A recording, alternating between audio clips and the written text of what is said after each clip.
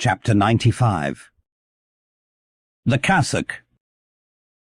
Had you stepped on board the Pequod at a certain juncture of this post-mortonizing of the whale, and had you strolled forward nigh the windlass, pretty sure am I that you would have scanned with no small curiosity a very strange, enigmatical object, which you would have seen there, lying along lengthwise in the lee scuppers. Not the wondrous cistern in the whale's huge head, not the prodigy of his unhinged lower jaw, not the miracle of his symmetrical tail. None of these would so surprise you as half a glimpse of that unaccountable cone, longer than a Kentuckian is tall, nigh a foot in diameter at the base, and jet black as Yojo, the ebony idol of Queequeg.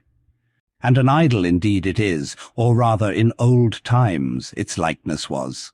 Such an idol as that found in the secret groves of Queen Mayacha in Judea, and for worshipping which King Asa her son did depose her, and destroyed the idol, and burnt it for an abomination at the brook Kedron, as darkly set forth in the 15th chapter of the first book of Kings.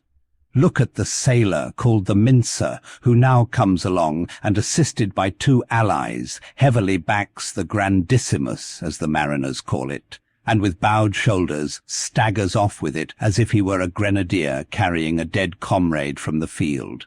Extending it upon the forecastle deck, he now proceeds cylindrically to remove its dark pelt, as an African hunter the pelt of a boa. This done, he turns the pelt inside out, like a pantaloon leg, gives it a good stretching so as almost to double its diameter, and at last hangs it well spread in the rigging to dry.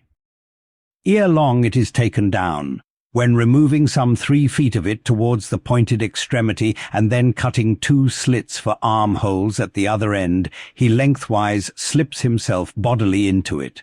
The Mincer now stands before you invested in the full canonicals of his calling. Immemorial to all his order, this investiture alone will adequately protect him while employed in the peculiar functions of his office. That office consists in mincing the horse pieces of blubber for the pots, an operation which is conducted at a curious wooden horse, planted endwise against the bulwarks, and with a capacious tub beneath it, into which the minced pieces drop, fast as the sheets from a rapt orator's desk. Arrayed in decent black, occupying a conspicuous pulpit, intent on Bible leaves, what a candidate for an archbishopric, what a lad for a pope were this Mincer.